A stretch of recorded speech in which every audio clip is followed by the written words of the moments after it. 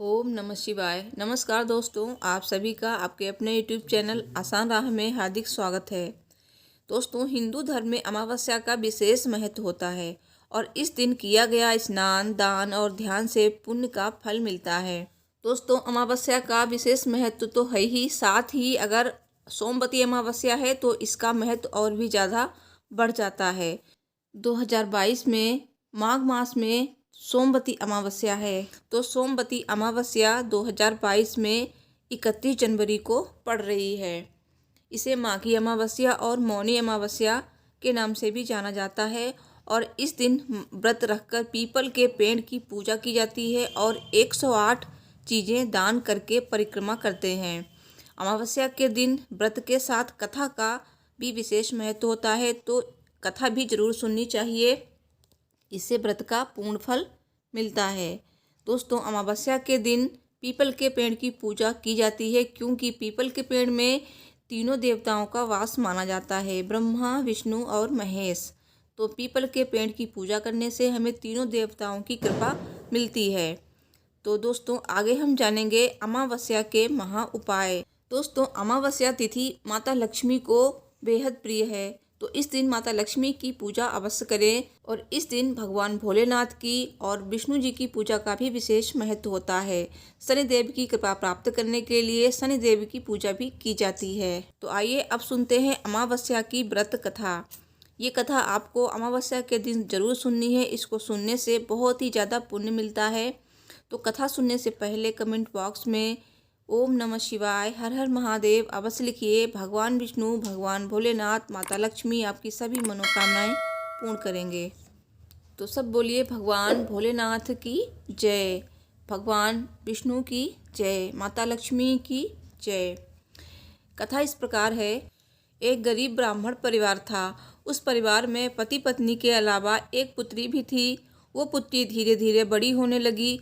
उस पुत्री में समय और बढ़ती उम्र के साथ सभी स्त्रियोचित गुणों का विकास हो रहा था।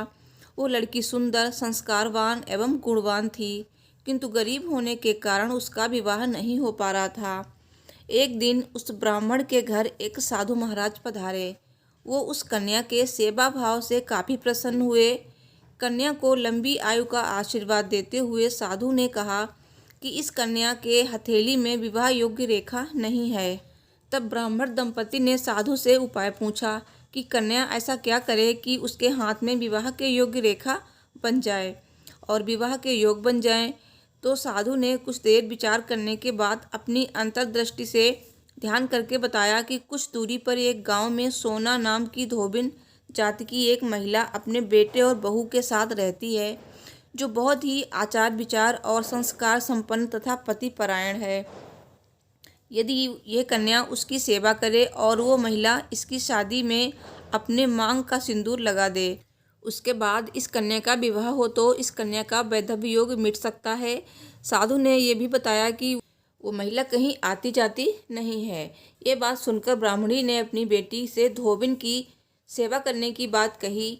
अगले दिन कन्या प्रातःकाल ही उठकर सोना धोबिन के घर जाकर साफ सफाई और अन्य सारे काम करके अपने घर वापस आ जाती। एक दिन सोना धोबिन अपनी बहू से पूछती कि तुम तो सुबह ही उठकर सारे काम कर लेती हो और पता भी नहीं चलता है। तो बहू ने कहा, माँ जी, मैंने तो सोचा कि आप ही सुबह उठकर सारे काम खुद ही खत्म कर लेती हैं, मैं तो देर से उठती हूँ। इस पर दोनों सास बहू निगरानी करने लगी कि कौन है जो सुबह ही घर का सारा काम करके चला जाता है। कई दिनों के बाद सोना धोबिन ने देखा कि एक कन्या मुंह अंधेरे घर में आती है और सारे काम करने के बाद चली जाती है। जब वो जाने लगी तो सोना धोबिन उसके पैरों पर गिर पड़ी, पूछने लगी कि आप कौन हैं और इस तरह छुपकर मेरे घर की चाकरी क्यों करती हैं।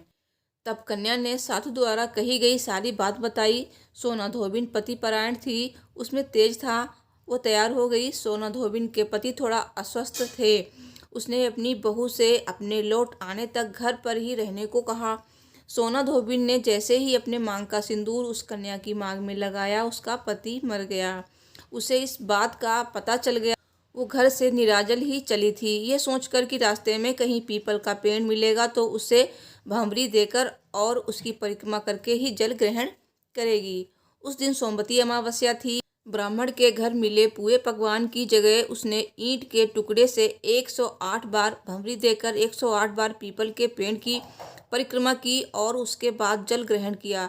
ऐसा करते ही उसके पति के मुर्दा शरीर में वापस जान आ गई। धोबिन का पति वापस जीवित हो गया। इसलिए सोमवती अमावस्या के दिन से शुरू करके जो व्यक्ति हर अमावस्या के दिन भंवरी देता है उसके सुख और सौभाग्य में वृद्धि होती है। पीपल के पेड़ में सभी देवों का वास होता है। अतः जो व्यक्ति हर अमावस्या को न कर सके वो सोमवार को पड़ने वाली अमावस्या के दिन 108 वस्तुओं की भंवरी देकर सोना धोबिन और गौरी गणेश का पूजन करता है, उसे अखंड सौभाग्य की प्राप्ति होती है।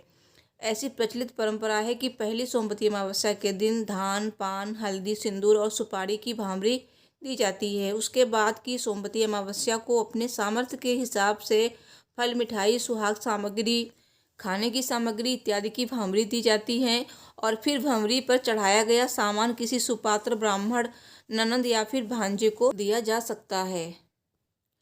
दोस्तों, अगर आप मुसीबतों से घिरे हैं और मुसीबतों का अंत नहीं हो रहा है तो मौनी अमावस्या के दिन स्नान करके किसी पवित्र नदी या फिर सरोवर में आटे की गोलियां बनाकर मछलियों को खिलाएं। मान्यता है कि ऐसा करने से मनुष्य को सभी परेशानियों से मुक्ति मिलती है और बड़ी से बड़ी मुसीबतों का अंत हो जाता है। इस दिन पितरों की तृप्ति के लिए तर्पण आदि करने का विशेष महत्व है।